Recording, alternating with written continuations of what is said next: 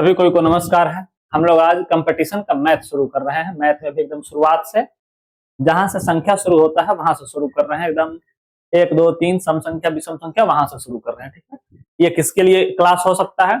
ये class SSC GD, Bihar police, NTPC, BEd, DElEd, BPSC, TRE 1 2 3 4 जो आप एग्जाम दे रहे हैं कंपटीशन का, जिसमें भी मैथ पूछेगा कंपटीशन का, सबके लिए ये वीडियो होगा, सबके लिए यह क्लास होगा। आप जो है इसमें हम पढ़ाएंगे कैसे आपको, हम पढ़ाएंगे कि जैसे कोई थ्योरी बताए आपको, उस थ्योरी से संबंधित क्वेश्चन बताएंगे, फिर अगला थ्योरी, फिर उससे संबंधित क्वेश्चन, फिर अगला थ्योरी, उससे संबंधित क्वेश्चन। ऐसे करते हुए जब एक चैप्टर समाप्त हो जाएगा तो फिर प्रैक्टिस के लिए कम से कम 100 50 100 150 200 ऐसे क्वेश्चन आपको दिया जाएगा। फिर क्वेश्चन को आप कंप्लीट करेंगे और उसके बाद फिर अगला चैप्टर शुरू होगा। फिर अगले चैप्टर में कोई एक थ्योरी, उससे क्वेश्चन, कोई एक थ्योरी, फिर अगला क्वेश्चन, मतलब सिस्टमेटिक ढंग से पूरा क्लास आपका चलेगा। और जो है ये आपका नया चैनल, यानी कि सब कुछ नया है ऐसा समझ लीजिए। हम भी नए हैं आपके कंपटीशन वाले क्षेत्र में, और आपका जो है यहाँ सिस्टम नया है, चैनल नया है, सब कुछ नया है। तो बाकी आप क्लास शुरू करते हैं। इसमें जो है संख्या पद्धति पहले पढ़ा रहे हैं, और संख्या पद्धति जहां संख्या का शुरुआत हुआ वहां से शुरू है, समझ रहे हैं? जहां से एकदम संख्या शुरुआत हुआ वहां से हम पढ़ाना शुरू कर रहे हैं। देखिए सबसे पहले ये हम लोग का जगह है, वह जगह है जहां पर जो है हम लोग का स्कूल है, वही आचार्य लक्ष्मण पब्लिक स्कूल, वहां का है ये। हम चाहेंगे कि आप चैनल पे निश्चित रूप से नए हैं, हमको पता है, क्योंकि शुरुआत ही अभी चैनल का है, तो चैनल पे तो नए ही है। तो आप चैनल को जो है निश्चित रूप से सब्सक्राइब करें ताकि आपको हमेशा वीडियो मिलता रहे। देखिए संख्या पद्धति, संख्या पद्धति में जो हम लोग पढ़ते हैं, हम लोग जो संख्या पद्धति में पढ़ते हैं, क्या ये दिख रहा है? कलर बदल लेते हैं, रुक जाइए आप।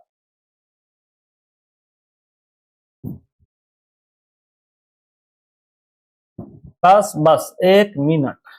देखिए जो हम लोग को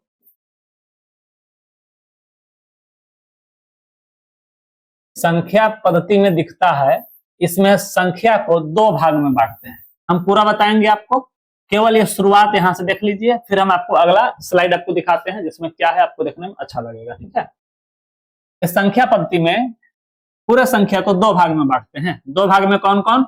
एक होता है वास्तविक संख्या, वास्तविक संख्या, और दूसरा होता है अवास्तविक संख्या, अवास्तविक संख्या। वास्तविक संख्या के अंतर्गत जो संख्या आप आज तक देखे हैं, 1.2, 5, 0, 5/2, चाहे 2/10, या फिर √5, या फिर जैसा संख्या आप देखे हैं, आप अगर देखें √5 + 3, या फिर कोई भी संख्या आप देखें, सब वास्तविक संख्या है। इसमें अवास्तविक संख्या में कैसा आता है? तो ये आता है √−5, ये अभी आप नहीं देखे होंगे। √−3 ऐसा संख्या अवास्तविक संख्या कहलाता है। ठीक है, अवास्तविक संख्या होता क्या है कि जैसे गांव घर में कोई एक लुच्चा लफंगा आदमी होता है ना, कि सबके लिए नियम कानून सेम, एक आदमी है जो नियम नहीं मानेगा, वैसा ही इसमें है। ये सबके लिए एकदम नियम कानून जोड़ घटाव गुना भाग जैसे करेंगे सबका सेम करेंगे, लेकिन ये जो है गुना भाग का नियम कानून वैसे नहीं मानेगा जैसे इसमें करते हैं। आपका प्रथम एग्जाम्पल वैसा ही है, अब देखने में आपको लगेगा कि हाँ अच्छा क्वेश्चन है, अच्छा एग्जाम्पल है। नॉर्मल आप देख के गलती भी कर सकते हैं, सही भी कर सकते हैं, उसको कोई ठीक नहीं है, लेकिन आप समझ लीजिएगा तो सही ही होगा। आप देखिए वास्तविक संख्या, अवास्तविक संख्या, फिर हम इस वास्तविक संख्या को 2 भाग में बांटते हैं। इस वास्तविक संख्या को 2 भाग में बांटते हैं। इसको 2 भाग में कैसे कैसे बांटते हैं? तो पहला बांटते हैं परिमेय संख्या, पहला बांटते हैं परिमेय संख्या, और दूसरा बांटते हैं अपरिमेय संख्या। इसमें भी एकदम सिंपल है। अपरिमेय संख्या छोटा होगा, ये बड़ा होगा। छोटा क्यों नहीं होगा? हम पढ़ते इसको कम है इसलिए छोटा बोल रहे हैं। अपरिमेय संख्या जो है ऐसा होगा कि जैसे √5, √2, √20, जिसका वर्गमूल न निकल पाए, अपरिमेय संख्या। चाहे ऐसा भी होगा 2.43251, ऐसे करके कुछ भी लिखा हुआ है, आगे क्या आएगा पता नहीं, इसको हम अपरिमेय संख्या कहते हैं। अपरिमेय संख्या के अंतर्गत ही पाई को रखते हैं, अपरिमेय संख्या के अंतर्गत ही पाई को रखते हैं। ये पाई आप लोग पढ़े होइएगा, वृत्त का फॉर्मूला होता है πr², तो पाई को हम क्या कहते हैं? अपरिमेय संख्या। अच्छा ध्यान रखिएगा, 22/7 अपरिमेय नहीं होता है, सिर्फ पाई होता है अपरिमेय। अब आइए इसमें, फिर परिमेय संख्या में सिर्फ इस दोनों को छोड़ के जो आप संख्या पढ़े हैं, जैसे 5, पढ़े 5/2, चाहे 0, चाहे 9, 6, कुछ भी 6, 5/7 और उसके बाद 2.5, ऐसा भी संख्या 2.333333 केवल 3 आएगा, या फिर 2.5 पर रेकरिंग, मतलब ये सब संख्या किस में आ जाएगा, तो परिमेय संख्या में। किस में आ जाएगा, परिमेय संख्या में। और ये हो गया अपरिमेय संख्या। यहाँ के बाद अगले स्लाइड का काम आता है। अगले स्लाइड का है क्या, ये भी देख लीजिए। ये जो स्लाइड है आपका परिमेय संख्या, ये जो परिमेय संख्या दिया हुआ है, इसी परिमेय संख्या में जितना संख्या आप पढ़ते हैं, जैसे सम संख्या, विषम संख्या, भाज्य संख्या, अभाज्य संख्या, उसके बाद और भी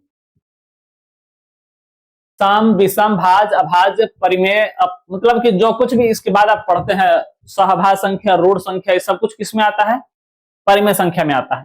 तो अब हम अगले स्लाइड पर देखते हैं क्या क्या दिया हुआ है, किससे संबंधित क्वेश्चन आपको इस चैप्टर में देखने को मिलेगा। देखिए, आपका वास्तविक संख्या है जो आपको हम बता चुके हैं थोड़ा बहुत। उसके बाद है अवास्तविक संख्या। देखिए, तो अवास्तविक संख्या भी हम आपको बता चुके हैं, जिसको इमेजिनरी नंबर कहते हैं, तथा सम्मिश्र संख्या। वास्तविक संख्या बता चुके हैं, जो आप पढ़े हैं अभी तक सब वास्तविक संख्या है। अवास्तविक संख्या वही है रूट के अंदर -3 वाला अवास्तविक संख्या। और सम्मिश्र संख्या किसको कहते हैं, जिसमें दोनों है, मतलब ऐसा संख्या 5 प्लस रूट अंडर -3 ऐसे लिखा हुआ है, ये हो गया सम्मिश्र संख्या। चाहे 2 प्लस चाहे माइनस कुछ भी, रूट अंडर -5 ऐसे लिखा हुआ है, यानी कि ये हो गया वास्तविक संख्या, ये हो गया अवास्तविक संख्या, दोनों मिल गया तो कहलाएगा सम्मिश्र संख्या। ये समझ में आया, ये हो गया आपका सम्मिश्र संख्या। आपको ये पूरा समझ में आया। 1.1 क्या कहता है, वास्तविक संख्या क्या है समझ चुके हैं, अवास्तविक संख्या ऐसा वाला, सम्मिश्र संख्या जिसमें दोनों हो। ठीक है, अब आइए इसमें वास्तविक संख्याओं का निरूपण कैसे होता है। वास्तविक संख्याओं का निरूपण कैसे होता है, धनात्मक तथा ऋणात्मक संख्या क्या है बताएं। आप समझिए, ये 8वां 7वां 8वां 6ठा 7वां 8वां से शुरू हो जाता है नंबर संख्या, नंबर लाइन, संख्या रेखा। ऐसे एक संख्या खींचते हैं, संख्या सबको पता है संख्या कैसे खींचते हैं। ऐसे एक संख्या खींचते हैं, इसमें बीच में 0 देते हैं, इधर माइनस वाला और इधर प्लस वाला। हम कहते हैं, ये आपको ऑब्जेक्टिव बनाने के लिए समझिए, तो ये दिया हुआ है कि वास्तविक संख्या का निरूपण क्या कैसे होता है, धनात्मक तथा ऋणात्मक संख्या क्या है। तो इसमें हम कहेंगे कि वास्तविक संख्या के अंतर्गत आने वाले धनात्मक पूर्णांक का इस 0 के दाहिने साइड, दाहिने तरफ चाहे दाहिने साइड, और ऋणात्मक संख्या बाएं साइड, ऋणात्मक संख्या किधर, बाएं साइड निरूपण होता है, चाहे बाईं तरफ निरूपण होता है। पूछेगा धनात्मक संख्या किधर, 0 से दाहिने साइड, ऋणात्मक संख्या किधर, 0 से बाएं साइड निरूपण होता है। बस यही हो गया आपका 1.2। अब देखिए अगला में पूछा जा रहा है परिमेय संख्या क्या है तथा अपरिमेय संख्या क्या है। समझिए, ये बता चुके हैं एक बार, लेकिन फिर समझ लीजिए। परिमेय संख्या कहते हैं कि जो 2/5 हो, 6 हो, 6 को हम कहते हैं 6/1, चाहे 0 हो, चाहे 2.5 हो, चाहे 3/2 हो, 3/10 हो, कुछ भी हो, ये सब क्या है, परिमेय संख्या। अब परिमेय संख्या के अंतर्गत दो ही चीज, जो रूट से बाहर ना निकल पाए, चाहे जो दशमलव में रुकने वाला ना हो, कुछ भी आते जाए, डॉट डॉट डॉट डॉट, इधर कुछ भी आते जाए, सभी क्या हो जाएगा, अपरिमेय संख्या हो जाएगा। लेकिन अगर फिक्स हो जाए कि हाँ 2 दशमलव के बाद 3 3 3 3 3 ही आएगा, तो इसको हम कहेंगे परिमेय संख्या। लेकिन 3 4 5 7 6 3 5 कुछ भी आएगा तो इसको हम कहेंगे अपरिमेय संख्या। और जिसका रूट ना निकल पाएगा उसको कहेंगे अपरिमेय संख्या, बाकी सभी संख्या होगा परिमेय संख्या। आप इसको याद करते चलेंगे, एक बार में ना होगा 2 बार देख लेंगे, उसके बाद क्वेश्चन जब बनाएंगे तो फिर और कंफर्म और क्लियर होते जाएगा आपका। ठीक है, आइए हम देखते हैं इस वाले में प्राकृत संख्या किसको कहते हैं। प्राकृत संख्या कहते हैं गिनती की संख्या को प्राकृत संख्या कहते हैं। देखिए, तो गिनती की संख्या को क्या कहते हैं, प्राकृत संख्या कहते हैं। अगर कोई कहे कि गिनती गिन के दिखाइए, यहाँ पर कैठ हो, गिनती गिनना है कि कैठ बच्चा है, तो हम 0 1 2 3 गनेंगे कि 1 2 3 गनेंगे। अगर किसी को गणना हो तो 1 2 3 गनते हैं ना, तो यानी कि प्राकृत संख्या शुरू होता है 1 2 3 4 5, यहां से एकदम अनंत तक जहां तक जाए उसको हम कहते हैं प्राकृत संख्या। और ऐसा कहा जाता है कि अगर प्राकृत संख्या में 0 मिल जाए तो हो जाता है पूर्ण संख्या। जैसे 0 1 2 3 4 5 डॉट डॉट डॉट अनंत तक। सिर्फ प्राकृत संख्या में 0 जोड़े हैं तो पूर्ण संख्या बन गया है। अब यह कहलाएगा 0 से आगे रहेगा तो पूर्ण, और 1 से ऊपर रहेगा तो कहलाएगा प्राकृत संख्या। ठीक है। पूर्णांक क्या है समझिए। पूर्णांक के नंबर से, नाम से ही पता चल रहा है। पूर्ण अंक को क्या कहेंगे? पूर्णांक। जैसे 1 2 3 4 डॉट डॉट डॉट, चाहे इधर रहेगा तो 0 -1 -2 -3 डॉट डॉट डॉट, यानी कि पूरा निगेटिव संख्या, पूरा पॉजिटिव संख्या, यानी कि पूरा ऋणात्मक संख्या, पूरा धनात्मक संख्या और 0 तीनों मिला के पूर्णांक बनता है। ठीक है। ये 1 2 3 -1 2 3 डॉट डॉट डॉट, उसके बाद 0 सब मिलके क्या बनेगा? पूर्णांक बनेगा। तो पूर्णांक क्या होता है समझ में आया। उसके बाद है भिन्न यानी कि फ्रैक्शन, बट्टा वाले संख्या को फ्रैक्शन कहते हैं। जैसे 4/7, 2/8, 1/5, इसको हम क्या कहेंगे? तो भिन्न कहेंगे। भिन्न क्या है समझ में आया। पूर्णांक क्या है, पूर्ण क्या है समझ में आया। उसके बाद आता है भाज्य संख्या तथा अभाज्य संख्या। समझिए, भाज्य तथा अभाज्य किसको कहते हैं? तो हम भाज्य कहते हैं किसको? यहां लिख देते हैं। भाज्य कहते हैं जो किसी न किसी से कटे, जो एक और अपने आप को छोड़कर किसी तीसरे से जरूर कटे। जैसे 4 हो गया, सबसे छोटी भाज्य संख्या क्या हो जाएगा? 4। 4 1 से भी कटेगा और 4 से भी कटेगा, और साथ में वो 2 से भी कटेगा। 3 से कटा, जिसको हम कहेंगे भाज्य। 4 के बाद 6 देखिए, 1 से भी कटेगा, 6 से भी कटेगा, साथ में वो 2 से भी कटेगा और 3 से भी कटेगा। फिर क्या 7 होगा इसमें? 7 1 और 7 के अलावा किसी से कटेगा तो नहीं, 7 नहीं होगा। इसमें हो जाएगा आपका 8 हो जाएगा, 9 हो जाएगा। 9 क्यों हो जाएगा? क्योंकि वो 1 से भी कटेगा, 9 से भी कटेगा और साथ में 3 से भी कटेगा। ठीक है। ये क्या हो जाएगा? भाज्य संख्या। उसी प्रकार 11 नहीं होगा, 12 हो जाएगा, 13 14 हो जाएगा, 15 हो जाएगा। ऐसे डॉट डॉट डॉट, जो एक और अपने आप के अलावा जरूर किसी न किसी से कटे उसको हम कहेंगे भाज्य संख्या, और जो किसी से ना कटे उसको कहेंगे अभाज्य संख्या। जैसे 2 देख लीजिए कि 2 जो है 1 और 2 के अलावा किसी से कटेगा तो नहीं, तो 2 हो गया अभाज्य संख्या। 3 देख लीजिए, 1 और 3 के अलावा किसी से कटेगा नहीं, तो ये हो गया अभाज्य संख्या। उसी प्रकार हो गया 5, उसी प्रकार 7, उसी प्रकार आपका 9 होगा। इसमें 9 यहाँ है, 10 नहीं होगा, 11 12 13, ऐसे करके इसको हम क्या कहेंगे? जो किसी से ना कटने वाला हो उसको कहेंगे अभाज्य संख्या। बात आया समझ में? उसको क्या कहेंगे? अभाज्य संख्या। क्या चले आगे? ये यहां तक समझे? इससे संबंधित क्वेश्चन भी आपको देखने को मिलेगा। चलते हैं अगले पेज पर। उचित भिन्न क्या है? देखिए, हम आपको बता दें उचित भिन्न क्या है। उचित भिन्न क्या है समझिए। उचित भिन्न उसको कहते हैं जिसके ऊपर छोटा हो। भिन्न किसको कहते हैं तो समझ रहे हैं आप? भिन्न कहते हैं जो बटा में हो, और उचित भिन्न कहते हैं जिसके ऊपर छोटा हो तथा नीचे बड़ा हो। 3/7, 4/13, 2/21, इस सबको क्या कहेंगे? उचित भिन्न। और अनुचित भिन्न किसको कहेंगे? तो अनुचित भिन्न कहेंगे जिसमें ऊपर बड़ा हो नीचे छोटा हो, इसको अनुचित भिन्न कहेंगे। 5/3, इसको 10/3, इस सबको क्या कहेंगे? अनुचित भिन्न। उचित भिन्न जिसको ऊपर छोटा हो नीचे बड़ा हो, और अनुचित भिन्न जिसमें ऊपर बड़ा हो नीचे छोटा हो। उचित और अनुचित समझ में आया। मिश्रित भिन्न किसको कहेंगे समझिए। मिश्रित भिन्न, मिश्रित भिन्न कहते हैं ऐसे वाला को। कभी सुने हैं ऐसा? 2.4/5, यही 2.4/5 जो लिखा हुआ है ना, मिश्रित भिन्न लिखा हुआ है। मिश्रित भिन्न का मतलब इसमें भिन्न भी है और पूर्णांक भी है, दोनों है तो मिश्रित हो गया। फिर 5.7/8 या 5.3/10, 20.4/13, इस सबको हम क्या कहेंगे? मिश्रित भिन्न। जो पूर्णांक में लिखा हुआ हो उसको कहते हैं मिश्रित भिन्न। तब ऑब्जेक्टिव में काम आएगा, आपको ध्यान रखिएगा। सम संख्या किसको कहते हैं समझिए? जिसमें 2 से भाग लग जाए, 2 4 6 8 10 डॉट डॉट डॉट, सबको कहेंगे सम संख्या। तथा जिसमें 2 से भाग न लगे, जैसे 1 3 5, 1 3 5, 7 9, उसी प्रकार 11 13 डॉट डॉट डॉट, जिसमें 2 से भाग लग जाए सम संख्या, 2 से भाग न लगे विषम संख्या। ये तो एकदम आसान है। अगला देखिए, यह लिखा हुआ है किसी संख्या के स्थानीय मान व जातीय मान क्या है, यह बताए। स्थानीय मान और जातीय मान क्या है बताएं। हम यहां लिख देते हैं स्थानीय मान तथा जातीय मान। स्थानीय मान कहते हैं अगर कोई संख्या लिखा हुआ है 7240 ऐसे लिखा हुआ है, कहेगा 2 का स्थानीय मान बताएं। हम पता करते हैं 2 किस स्थान पे है, ऐसे पढ़ते हैं इकाई दहाई सैकड़ा हजार। सैकड़ा वाले स्थान पे है तो इसको 100 से गुना करते हैं और यही हो जाता है इसका स्थानीय मान। कि 2 सैकड़ा है, इकाई दहाई सैकड़ा मतलब 2 सैकड़ा है। 2 सैकड़ा का मतलब 200 स्थानीय मान। पूछेगा 7 का स्थानीय मान बताइए, तो 7 गुना इकाई दहाई सैकड़ा हजार। 7 गुना क्या हो जाएगा 1000, ये हो जाएगा 7000 इसका स्थानीय मान हुआ। यानी कि इसका स्थान के हिसाब से क्या मान हुआ तो 7000।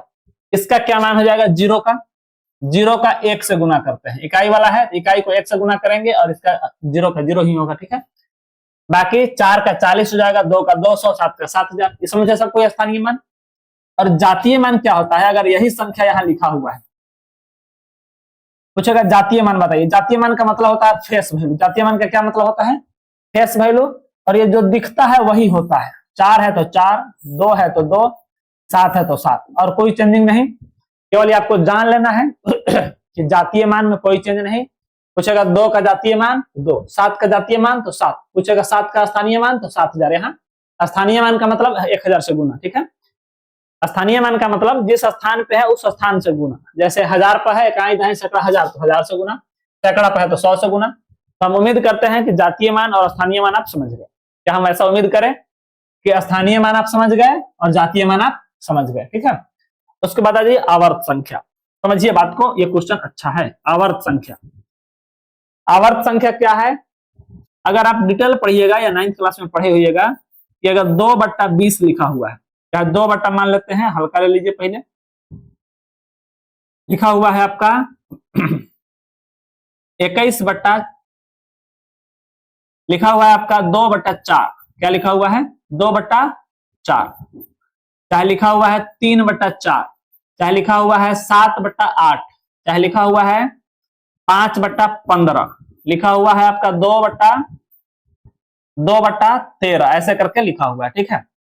अब कहेगा इसमें कौन सा भिन्न आवर्त भिन्न है बताएं, चाहे कौन सी संख्या आवर्त संख्या है बताएं। तो आवर्त संख्या उसको कहते हैं, सबसे पहले तो काट लेते हैं दिए गए संख्याओं को। काटेंगे तो ये कट के 1/2 हो जाएगा, कट के क्या हो जाएगा 1/2।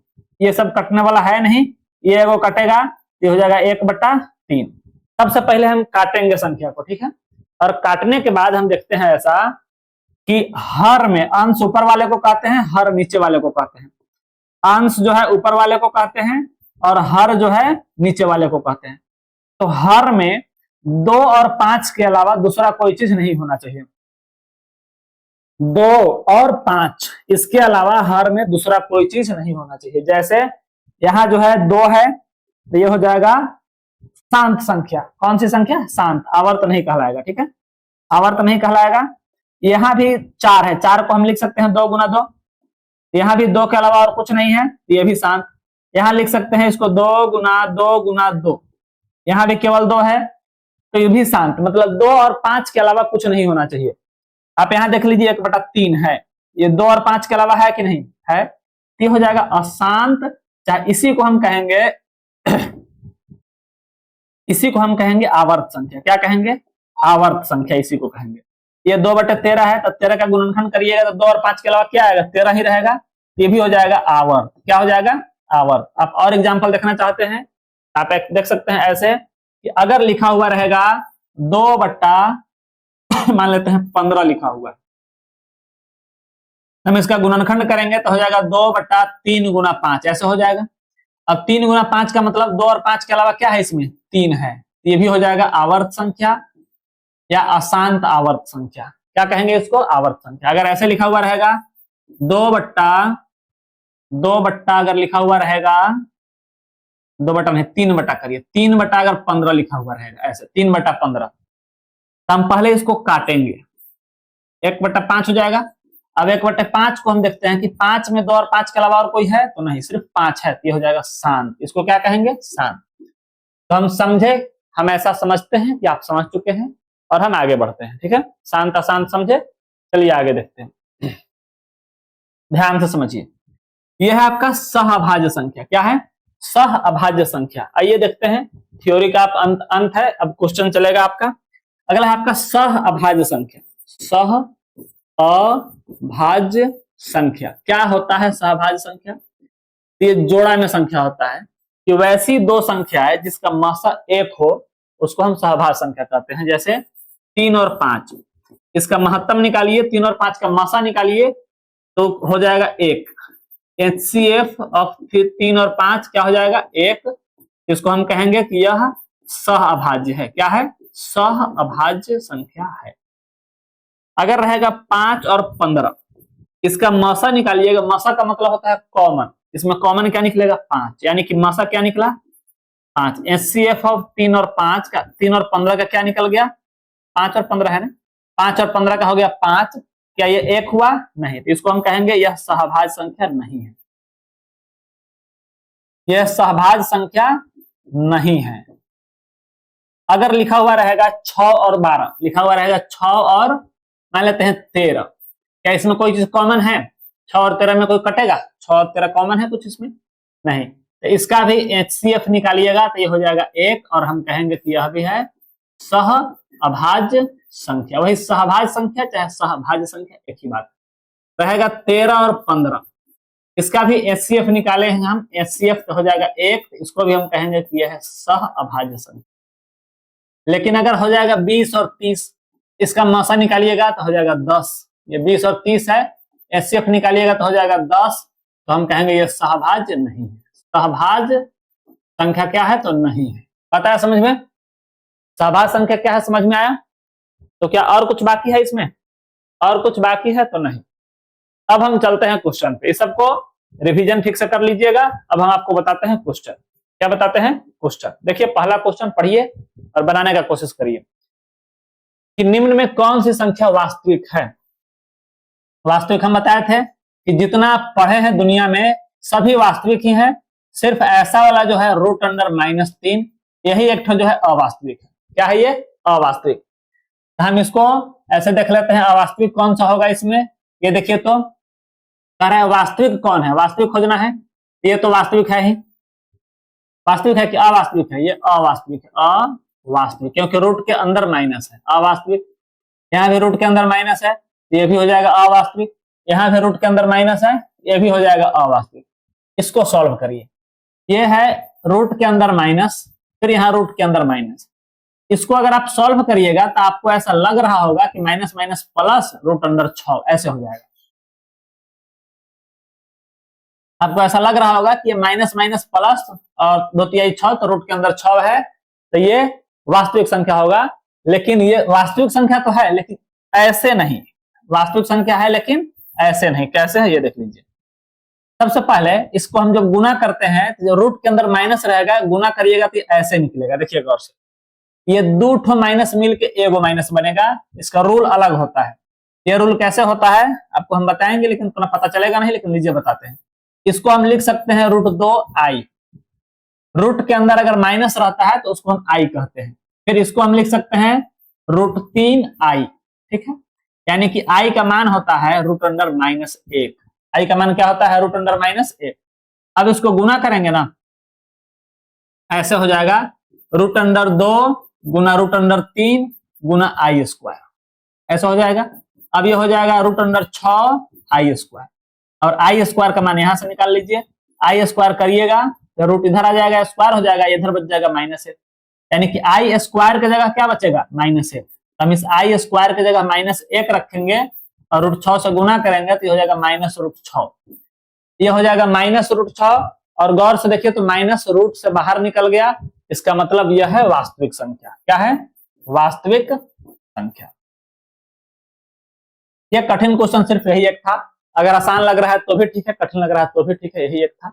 बाकी ये बनेगा पूरा कंसेप्ट आपको बता दिए कि ऐसे, और भी इसका डिटेल बताते लेकिन कोई फायदा है नहीं इसमें। इतना ही आप जानिए, बाकी वास्तविक संख्या कौन है आप समझ गए। अगला क्वेश्चन बताइए। लिखा है √4 धनात्मक तथा ऋणात्मक दोनों संख्याओं को एक साथ प्रदर्शित करता है। सही है कि गलत बताइए। देखिए तो क्या आपके मन में ऐसा हो रहा है कि √4 बराबर हो जाएगा +-2? क्या आपके मन में ऐसा हो रहा है कि √4 बराबर हो जाएगा +-2? अगर हो रहा है तो गलत हो रहा है। अगर हो रहा है तो गलत हो रहा है। याद करिए हम ऐसे लिखते हैं +-√4 ऐसे लिखते हैं, ठीक। तब इसका मान होता है +-2 और तब इसका मान होता है 2 भी और -2 भी, ठीक। लेकिन ये ऐसे नहीं लिखा हुआ है, ये लिखा हुआ है सिर्फ ऐसे, कैसे √4, यानी कि +-√4 नहीं लिखा है, सीधा √4, इसका मतलब सिर्फ 2 होगा। क्या होगा? 2। कह रहा धनात्मक तथा ऋणात्मक दोनों संख्याओं को एक साथ प्रदर्शित करता है, सही कि गलत? ये हो जाएगा आपका गलत। इसका आंसर क्या हो जाएगा? गलत, क्योंकि यह सिर्फ धनात्मक संख्या को प्रदर्शित करता है। चलिए आगे, अगला क्वेश्चन है निम्न कथनों में से सही चुनें। सही कौन है ये बताइए। पढ़ लीजिए क्वेश्चन ठीक से कि प्रत्येक अपरिमेय संख्या वास्तविक नहीं होती है। हम आपको शुरू में क्या बताए हैं? हम आपको शुरू में ही बताए हैं कि वास्तविक संख्या का ही 2 प्रकार होता है। वास्तविक संख्या का ही 2 प्रकार होता है। वास्तविक का ही 2 प्रकार होता है। क्या होता है? परिमेय और अपरिमेय। परिमेय तथा अपरिमेय। अपरिमेय तो कौन है कि कहेगा कि अपरिमेय वास्तविक नहीं होगा? जो भी वास्तविक होगा वो परिमेय अपरिमेय होगा, ठीक है। और जो परिमेय होगा वास्तविक होगा, अपरिमेय होगा वो भी वास्तविक होगा, ठीक है। मतलब ये कि पूरा अपरिमेय वास्तविक संख्या होगा। तो आपका पहला क्या है? तो गलत हो गया। फिर कह रहा है पाई एक परिमेय संख्या है, ये भी गलत है, क्योंकि हम आपको बता चुके हैं पाई एक अपरिमेय संख्या है, अपरिमेय। लेकिन हाँ, पाई का मान 22/7 जो होता है ना, ये एक परिमेय है। कहिएगा कैसे सर? तो पाई का एकदम बराबर वैल्यू 22/7 नहीं होता है, ये होता है पाई लगभग बराबर। पाई लगभग बराबर 22/7 होता है, एग्जैक्ट बराबर नहीं होता है, ठीक है। तो आपका ये भी गलत हो गया। उसके बाद कह रहा है ऐसे सी में, देखिए क्या कह रहा है। सी में कहा जा रहा है √11/44। √11/44 कटेगा तो हो जाएगा √1/4 और 1/4 का वर्गमूल हो जाएगा 1/2। ये परिमेय संख्या हो गया, परिमेय हो गया।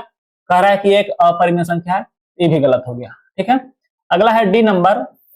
डी में कहा जा रहा है कि वास्तविक संख्या परिमेय तथा अपरिमेय संख्याओं से मिलकर बनती है। तो हाँ, ये सही है। ये आपको बताया जा चुका है कि वास्तविक संख्या परिमेय और अपरिमेय से मिलकर बनती है। तो आपका इसका आंसर कौन सा हो जाएगा? क्वेश्चन नंबर इसका डी। चलिए आगे चलते हैं। क्या हम उम्मीद करें कि आपको समझ में आया? अगर क्वेश्चन आपको बहुत ज्यादा छोटा दिख रहा है तो चिंता ना करिएगा, हम इसको बड़ा कर देंगे अगले बार से, ठीक है। देखिए इसमें है वह कौन सी संख्या है जो पूर्ण है परंतु प्राकृत नहीं है? बताइए कौन सी संख्या है? वह कौन सी संख्या है जो पूर्ण है लेकिन प्राकृत नहीं है? अभी हम आपको थोड़ा देर पहले बताए हैं कि पूर्ण संख्या 0 से शुरू होता है। 0 1 2 3 4, इस पूरे को हम डॉट डॉट डॉट, इस पूरे को कहते हैं प्राकृत और इस पूरे को कहते हैं पूर्ण, ठीक है। यही तो 0 है जो पूर्ण है लेकिन प्राकृत नहीं है। इसका आंसर क्या हो जाएगा? 0। आंसर क्या हो जाएगा? 0। 4 समझ में आया? चलिए 5 बताते हैं। 5 में निम्न में कौन सी संख्या अभाज्य है? अभाज्य उसको बोलते हैं जो किसी से न कटे।